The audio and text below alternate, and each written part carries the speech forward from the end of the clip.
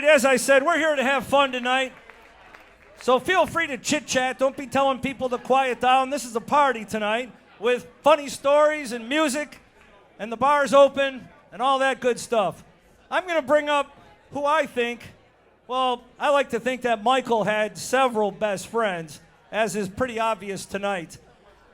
But this one fella in particular spent a lot of time with Michael, and I mean a lot of time. And I spent a lot of time with both of these guys. Ladies and gentlemen, the guy from WCPN, 30 years at the Plain Dealer, Mike McIntyre.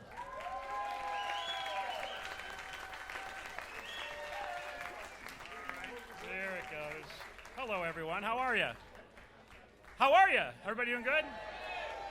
Was that amazing? Wish Queen? Let's hear it for Wish Queen. And how excited Michael will be that little Grace was the one here to kind of kick it off with the music and celebrate him. How terrific is that? And I'll speak louder as well, which I've never been told in the past, ever. What a gathering today. Just what Michael would have wanted. Friends, family, fun, a little bit of libation. We're going to tell stories. This is exactly what he would have wanted. And if you feel Michael's spirit here today as I do, I would advise you to connect with it immediately, because he's known for the Irish goodbye. And at some point here, in mid-show, Michael's spirit is going to pretend like it's going to the bathroom and it's going to be gone. So connect right now. He and I spent many hours thinking and talking about writing at the Plain Dealer, sometimes actually writing, but mostly thinking and talking about writing. And I thought the best way to honor him would be to read one of his great works and let it speak for itself. And I chose one that I think is perfect for this moment, with all of these amazing musicians that are going to be performing tonight. You'll know by the references, this was written in the 1980s. And then again, I'm sure many of you are still buying cassettes, so maybe you wouldn't know by the reference. But here it is, and to help me with this, the next act, I think, if Packy's got this scheduled right, if not, he'll go back and then come back out. But I want to introduce my good friend Alex Bevan to come out and join us. Alex.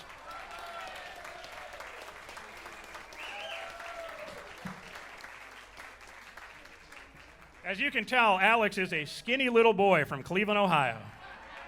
Look at him, as am I. No one's going to say otherwise, are they? All right. This is a column by Michael Heaton called The World Without Rock, Amen. It's over, finished, done, croaked, killed, dead. The signs of demise have been lingering in the air like grease smoke for a while, but now the death knell stench is unmistakable. Rock and roll is dead. Critics and music historians are already referring to the 4 decades of rock. Finite, past tense, check it out. It's not exactly an occasion for heart-ripping, jump-on-the-casket Baptist grief. It's more like a family member who's been gasping at death's door for a decade, finally giving up the ghost. You feel glad that it's over, no more suffering, no more of the humiliation of diminishing capacity, the drooling, incoherent ramblings, and loss of vital bodily functions. The best evidence came in the mail last week, just like so much bad news does. Rolling Stone magazine's August 23rd issue is a special one entitled The 1960s. The magazine that came to fame and fortune by betting on cutting-edge culture, politics, and cool music is now writing colossal epitaphs about the good old days when, as Abby Hoffman said, the dope was cheap, the love was free, and the music was never better. Something like that anyway. Now, the dope will put you into rehab and bankruptcy, the sex will kill you, and the music hasn't been this vapid since the days of Bobby Vinton, Bobby Darin, and Frankie Avalon. Further proof is found in the same issue's top 50 albums chart. There isn't anything approaching guitar, bass, and drum rock in the top 10, not one. There's rap from MC Hammer, Nice Rap, Two Live Crew, Raunch Rap, and Belle Biv DeVoe, Kitty Rap. There's Baby Bop in New Kids on the Block and Wilson Phillips, soul music from Keith Sweat, socio-political spiritual folk from Sinead O'Connor, computer pop from Depeche Mode, French for fast fashion, Madonna doing Stephen Sondheim, S&M, for a cartoon movie, and Bruce Hornsby playing pumped-up acoustic suburban country music. In fact, There isn't even a real rock record until number 16 on the chart. Faith No More's The Real Thing. Where has all the rock and roll gone, you ask? It's gone subterranean, deep sixth into the rarefied air of college radio. That's where you'll find Sonic Youth, Pearl Jam, The Replacements, and John Doe. They're the current resistance. And like all resistance movements and secret societies, this one has its own codes, colors, and rights. Rock is in hiding. You've got to know someone now to find your way around it. Part of the reason rock died is that many of the faithful left long ago when the handwriting was already on the wall. They knew the strung-out, hangdog, empty feeling of being the last one to leave the party, of having stayed too long at the fair. So they hit it early, when they could still remember the era with fondness instead of bitterness and regret. But what about the rest of us, the hangers-on, waiting for John Lennon to rise like Lazarus from a cave in Central Park and lead us into the 90s? We now know it ain't gonna happen. I guess it's time we get on with our lives and look for new horizons. You're probably wondering where to begin, what to do. Well, the obvious thing to do is to get married, have kids, buy a house, and mortgage yourself to kingdom come. Then acquire some patio furniture and garden tools. Get a couple cars while you're at it. Look for a second job, too, and go back to school. Finish the degree you're 2 credits short of, and start working toward another. Learn a dead language, or follow my example and attempt to kill a living one.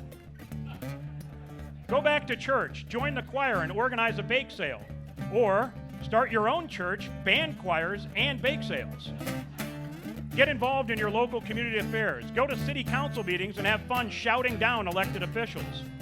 Coach a Little League team and show kids you don't have to be 12 years old to act like it. Join a bowling team, drink beer, and wear funny-looking shoes. It's legal. Write a book, join the circus, learn to fly, or in some of your cases, read a book, leave the circus, and learn to walk.